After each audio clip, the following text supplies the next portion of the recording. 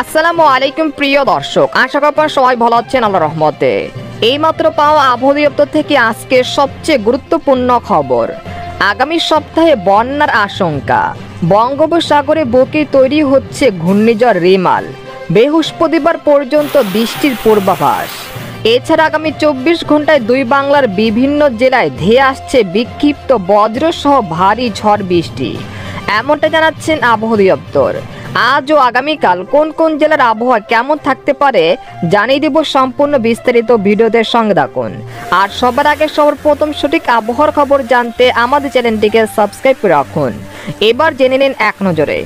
আবহাওয়ার পূর্বাভাসে বলা হয়েছে আগামী 48 ঘন্টার মধ্যে দক্ষিণ পশ্চিম বঙ্গোপসাগর ও তৎসংলগ্ন এলাকায় একটি লঘুচাপ সৃষ্টি হতে পারে।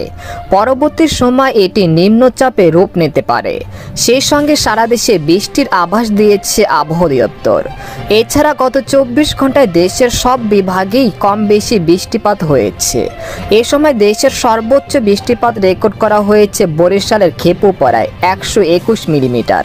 এদিকে আবহাওয়ার আরেক সতর্কবার্তায় বলা হয়েছে আগামী 24 ঘন্টায় রংপুর ও রাজশাহী বিভাগের সকল জেলা এবং সিলেট, মৌলভীবাজার, সুনামগঞ্জ, ময়মনসিংহ, জামালপুর, শেরপুর ও এর পার্শ্ববর্তী অঞ্চল সহ দেশের দু-একটি জায়গায় বিক্ষিপ্ত বজ্রসহ ঝড় বৃষ্টি হতে পারে।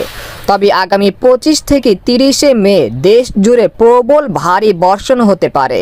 সেই সময় দেশের কোথাও কোথাও প্রায় 500 থেকে 1000 মিলিমিটার পর্যন্ত বৃষ্টিপাতের সম্ভাবনা রয়েছে। এ সময় রংপুর, ময়মনসিংহ ও সিলেট বিভাগের নিচু এলাকায় আকস্মিক বন্যায় আক্রান্ত হতে পারে। এদিকে সামুদ্রিক আবহাওয়া।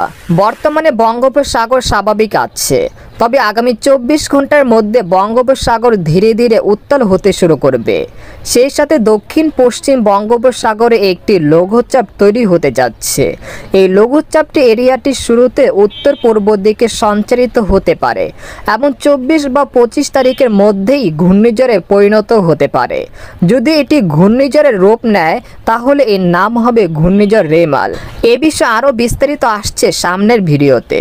এদিকে বাংলাদেশ আবহাওয়াবিদ মোহাম্মদ ওমর ফারুক জানান, আজ সকাল 9টা থেকে পরবর্তী 24 ঘন্টায় রংপুর, রাজশাহী ও ময়মনসিংহ বিভাগের অনেক জায়গায় এবং ঢাকা, খুলনা, বরিশাল, চট্টগ্রাম ও সিলেট বিভাগের দু-একটি জায়গায় অস্থায়ীভাবে দমকা বা ঝড়ো হাওয়া সহ বৃষ্টি বা বজ্র সহ বৃষ্টি হতে পারে। সেই সাথে কোথাও কোথাও বিক্ষিপ্তভাবে শিলাবৃষ্টি হতে পারে। এ সময় রংপুর ও রাজশাহী বিভাগে দিনের তাপমাত্রা 1 থেকে 2 ডিগ্রি সেলসিয়াস হ্রাস পেতে পারে। এছাড়া দেশের অন্যত্র তাপ প্রায় অপরিবর্তিত থাকতে পারে। সারা দেশে রাতের তাপমাত্রা সামান্য বৃদ্ধি পেতে পারে। সর্বশেষ একটি কথা, এখানে শুধু পূর্বাভাস দেওয়া হয়েছে। মেঘ বৃষ্টি কখন হবে এ বিষয়ে মহান আল্লাহ তাআলা ভালো জানেন।